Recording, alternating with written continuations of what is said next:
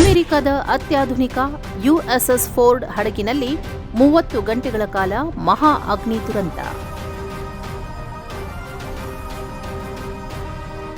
600ಕ್ಕೂ ಹೆಚ್ಚು ಸೈನಿಕರಿಗೆ ಬೆಡ್ ಇಲ್ಲ, ನೆಲವೇ ಗತಿ. ಸೂಪರ್ ಪವರ್ ಸೈನ್ಯಕ್ಕೆ ಬಿಗ್ ಶಾಕ್.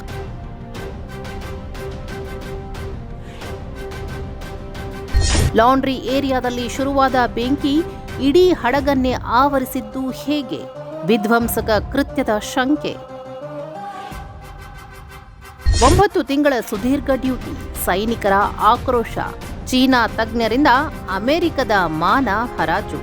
ಅಮೆರಿಕದ ನೌಕಾಪಡೆಯ ಹೆಮ್ಮೆ 1 ಲಕ್ಷ ಟನ್ ತೂಕದ ನ್ಯೂಕ್ಲಿಯರ್ ಪವರ್ ಚಾಲಿತ USS ಜೆರಾಲ್ಡ್ ಆರ್ ಫೋರ್ಡ್ ಈಗ ರಿಪೇರಿಗಾಗಿ ಗ್ರೀಸ್ನ ದ್ವೀಪಕ್ಕೆ ಓಡ್ತಿದೆ. ಮಾರ್ಚ್ 12ರಂದು ಈ ಹಡಗಿನ ಲಾಂಡ್ರಿ ಏರಿಯಾದಲ್ಲಿ ಬೆಂಕಿ ಕಾಣಿಸಿಕೊಂಡಿತ್ತು. ಕೇವಲ ಅರ್ಧ ಗಂಟೆಯಲ್ಲಿ ನಂದಬೇಕಿದ್ದ ಬೆಂಕಿ ಬರೋಬ್ಬರಿ 30 ಗಂಟೆಗಳ ಕಾಲ ಆ ನೌಕೆಯ ಆಂತರಿಕ ಭಾಗಗಳನ್ನು ಸುಟ್ಟು ಭಸ್ಮ ಮಾಡಿದೆ. ಇದರ ಪರಿಣಾಮ ಎಷ್ಟು ಭೀಕರವಾಗಿದೆ ಅಂದರೆ, ಹಡಗಿನಲ್ಲಿದ್ದ 600ಕ್ಕೂ ಹೆಚ್ಚು ಸೈನಿಕರು ತಮ್ಮ ಮಲಗೋ ಜಾಗವನ್ನೇ ಕಳೆದುಕೊಂಡಿದ್ದಾರೆ. ಈಗ ಅವರೆಲ್ಲ ಟೇಬಲ್ ಮೇಲೆ, ನೆಲದ ಮೇಲೆ ಮಲಗುವಂತಾಗಿದೆ.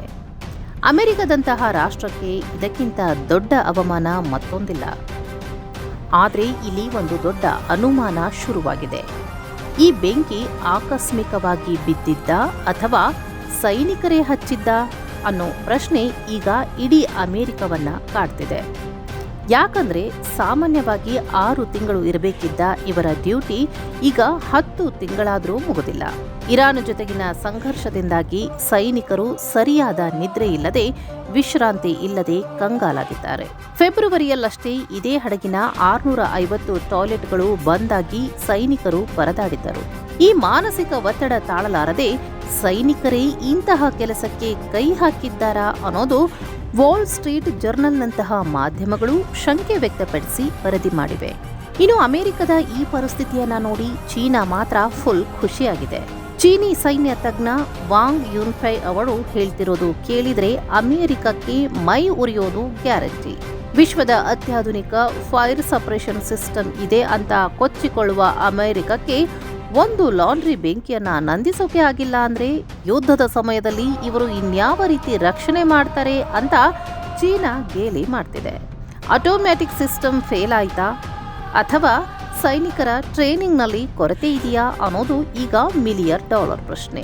ಒಟ್ಟಿನಲ್ಲಿ ಇರಾನ್ ಮೇಲೆ ಮಾಡೋಕೆ ಅಂತ ಬಂದಿದ್ದ ಈ ದೈತ್ಯ ನೌಕೆ ಈಗ ತನ್ನನ್ನ ತಾನು ಉಳಿಸಿಕೊಳ್ಳೋಕೆ ಪರದಾಡ್ತಿದೆ. ಒಂದು ಕಡೆ ದೀರ್ಘ ನಿಯೋಜನೆಯಿಂದ ಸೈನಿಕರ ಮನೋಬಲ ಕುಸಿದಿದೆ. ಇನ್ನೊಂದು ಕಡೆ ಟೆಕ್ನಿಕಲ್ ಫೇಲ್ಯೂರ್ಗಳು ಅಮೆರಿಕದ ನಿದ್ದೆಗೆಡಿಸಿವೆ.